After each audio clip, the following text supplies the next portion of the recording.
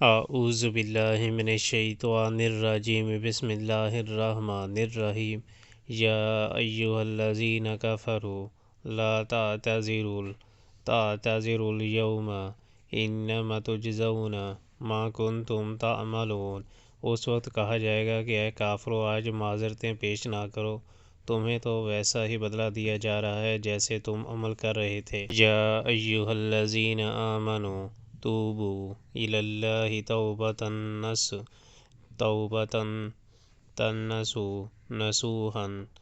نصوحا عسیٰ ربکم ان یکفر عنکم سیئاتکم ویدخلکم جنات تجری من تحتها الانہار یوم لا یخزی اللہ النبی والذین آمنوا معہ نورہم یسعی بین ایدیہم وبایمانہم یقولون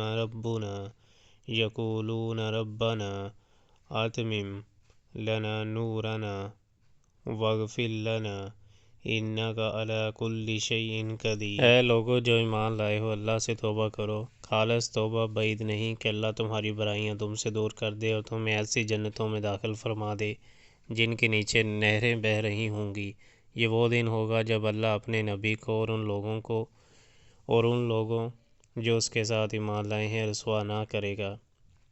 ان کا نور ان کے آگے آگے اور ان کے دائیں جانب دوڑ رہا ہوگا، اور وہ کہہ رہے ہوں گے کہ اے ہمارے رب، ہمارا نور ہمارے لیے مکمل کر دے اور ہم سے درگزر فرما، تو ہر چیز پر قدرت رکھتا ہے۔ یا ایھا النبی جاہد الکفار والمنافقین واغلظ علیہم ومأواہم جہنم وبئس المصیر۔ اے نبی صلی اللہ علیہ وآلہ وسلم، کفار اور منافقین سے جہاد کرو اور ان کے ساتھ سختی سے پیش آؤ، ان کا ٹھکانہ جہنم ہے اور وہ بہت برا ٹھکانہ ہے۔ ضرب اللہ مثلا للذین کفروا امرأۃ نوح وامرأۃ لوط کانتا تحت عبدین من عبادنا صالحین فخانتاہما فلم یغنیا عنہما من اللہ وقیل ادخلا النار مع الداخلین۔ اللہ کافروں کے معاملے میں نوح علیہ السلام اور لوط علیہ السلام کی بیویوں کو بطور مثال پیش کرتا ہے۔ وہ ہمارے 2 صالح بندوں کی زوجیت میں تھی، مگر انہوں نے اپنے ان شوہروں سے خیانت کی اور وہ اللہ کے مقابلہ میں ان کے کچھ بھی نہ کام آ سکے۔ دونوں سے کہہ دیا گیا کہ جاؤ، آگ میں جانے والوں کے ساتھ تم بھی چلی جاؤ۔ وَضَرَبَ اللَّهُ مَثَلًا لِّلَّذِينَ آمَنُوا امرأۃ فرعون اذ قالت رب ابن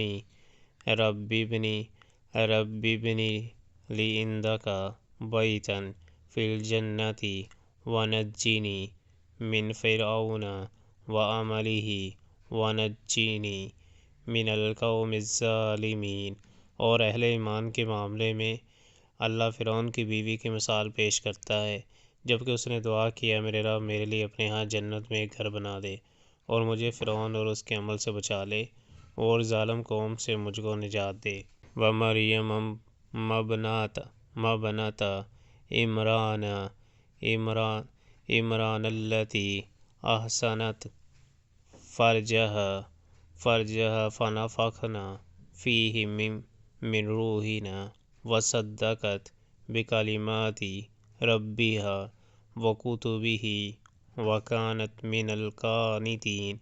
اور عمران کی بیٹی مریم علیہ السلام کی مثال دیتا ہے، جس نے اپنی شرمگاہ کی حفاظت کی تھی، پھر ہم نے اس کے اندر اپنی طرف سے روح پھونک دی اور اس نے اپنے رب کے ارشادات اور اس کی کتابوں کی تصدیق کی اور وہ اطاعت گزار لوگوں میں سے تھی۔